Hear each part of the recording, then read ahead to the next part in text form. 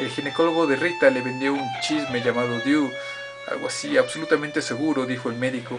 Bastaba insertarlo en el aparato femenino y listo. Si hay algo allí, el óvulo no se fecunda, ni siquiera se nota, ni siquiera sabes que está allí, y al año siguiente volvió a quedar embarazada. Vaya seguridad absoluta. Ningún método anticonceptivo es perfecto. La píldora solo lo es el 90% de los casos. El DIU puede ser expulsado por contracciones musculares, por un fuerte flujo menstrual y en casos excepcionales durante la evacuación. Sí. O la mujer se lo puede quitar, ¿no? Es posible. ¿Y entonces qué?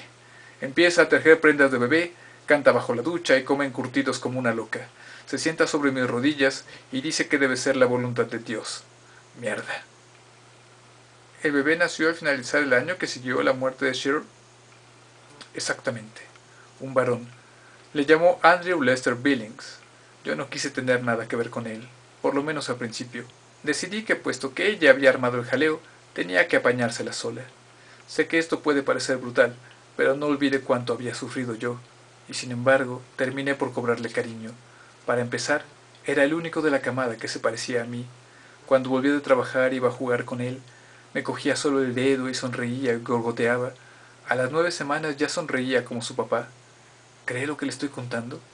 Había prosperado mucho, y cuando Andy cumplió un año nos mudamos a Waterbury. La vieja casa tenía demasiados malos recuerdos y demasiados armarios. El año siguiente fue el mejor para nosotros. Daría todos los dedos de la mano derecha por poder vivirlo de nuevo. Oh, aún había guerra en el Vietnam, y los hippies seguían paseándose desnudos y los negros vociferaban mucho, pero nada de eso nos afectaba. Vivíamos en una calle tranquila, con buenos vecinos. Éramos felices. Un día le pregunté a Rita si no estaba preocupada. Usted sabe, dicen que no hay dos sin tres. Contestó que eso no se aplicaba a nosotros, que Andy era distinto, que Dios lo había rodeado con un círculo mágico. El año pasado no fue tan bueno. Algo cambió en la casa. Empecé a dejar los chanclas en el vestíbulo, porque ya no me gustaba abrir la puerta del armario. Pensaba constantemente, ¿y qué harás si está ya dentro, agazapado y listo para abalanzarse apenas abras la puerta? Y empecé a imaginar que oía ruidos extraños, como si algo negro y verde y húmedo se estuviera moviendo apenas allá dentro. Rita me preguntaba si no trabajaba demasiado, y empecé a insultarla como antes. Me revolvía el estómago dejarlos solos para ir a trabajar, pero al mismo tiempo me alegraba salir. Que Dios me ayude. Me alegraba salir. Verá, empecé a pensar que nos había perdido durante un tiempo cuando nos mudamos. Había tenido que buscarnos, deslizándose por las calles durante la noche y quizá reptando por las alcantarillas, olfateando nuestro rastro. Necesitó un año, pero nos encontró. Ha vuelto, me dije. Le apetece a Andy y le apetezco yo, y empecé a sospechar que quizás si piensas mucho tiempo en algo y crees que existe, termina por corporizarse. Quizá todos los monstruos con los que nos asustaban cuando éramos niños existían realmente, existían en la medida suficiente para matar a los niños que aparentemente habían caído en un abismo, o se habían ahogado en un lago, o tan solo habían desaparecido. Quizá. ¿Se está evadiendo de algo, señor Billings?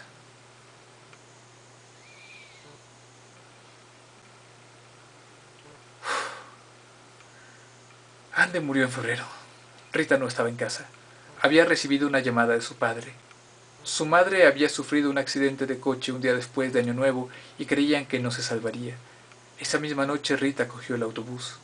Su padre no murió, pero estuvo mucho tiempo, 2 meses, en la lista de pacientes graves.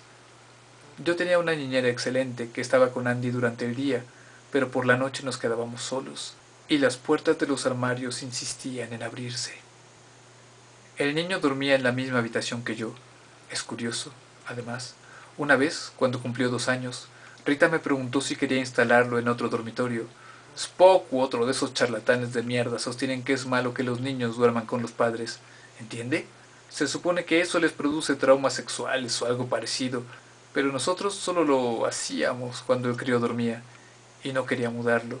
Tenía miedo, después de lo que le había pasado a Danny y a Cher. Pero lo mudaba, ¿verdad? Sí, lo mudé. Tuve que hacerlo. Tuve que hacerlo. Todo había andado bien mientras Rita estaba en la casa, pero cuando ella se fue, eso empezó a valentonarse, empezó a... No me va a creer.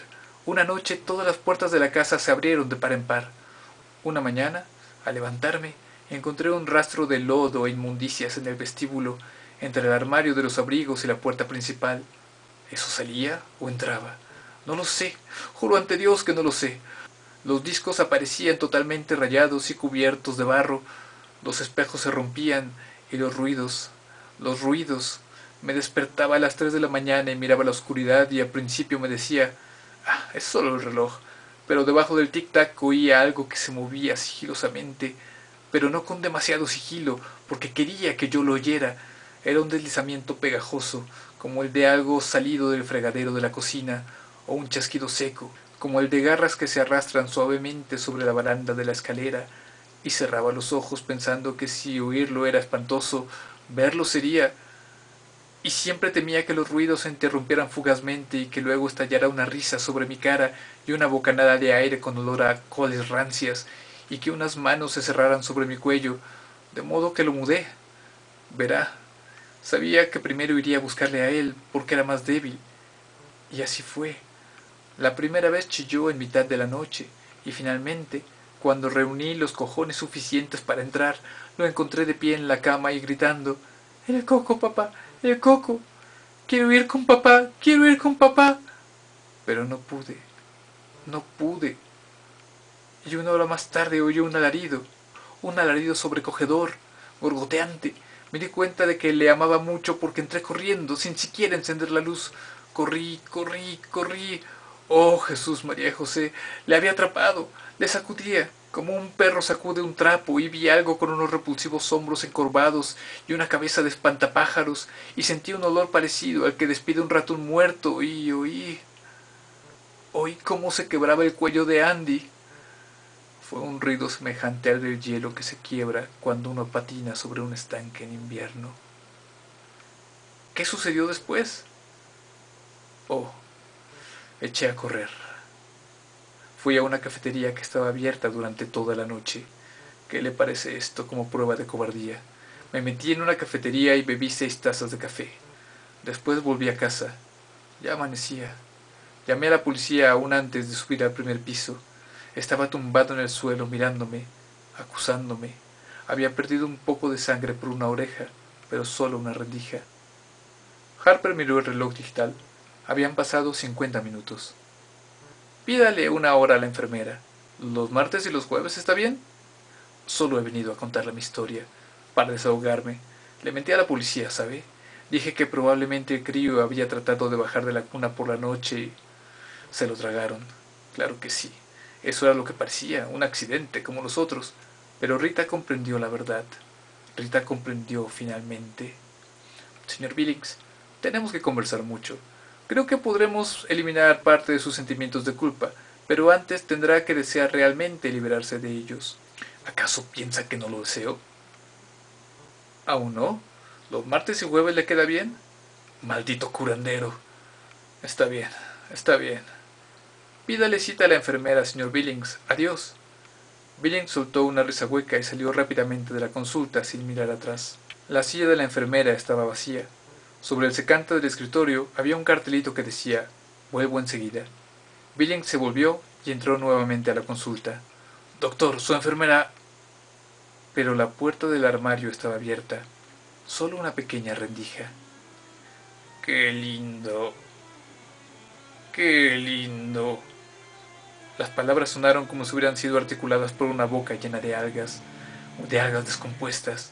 Billings se quedó paralizado donde estaba mientras la puerta del armario se abría. Tuvo una vaga sensación de tibieza bajo el vientre cuando se orinó encima. «¡Qué lindo!», dijo el coco mientras salía arrastrando los pies. Aún sostenía la piel de la cara del doctor Harper en una mano podrida, llena de garras espatuladas. Es la 1 de la mañana y hasta ahora voy a tratar de dormir. Y es imposible cerrar la puerta de mi closet herméticamente. Bueno, si no hay más relatos, ni pregunten. Ya saben qué pasó. Espero que se hayan aterrado y que lo hayan visto de noche y que se hayan hecho pis como yo me estoy haciendo. Bueno, casi. Voy al baño. Saludos para todos. Feliz noviembre. y pásenla bien. Hasta la próxima. Denle like, compartan, y si no, maldición eterna. Ja, ja, ja, ja. Ay, en serio, chao. Ojalá que lo hayan disfrutado. Bye.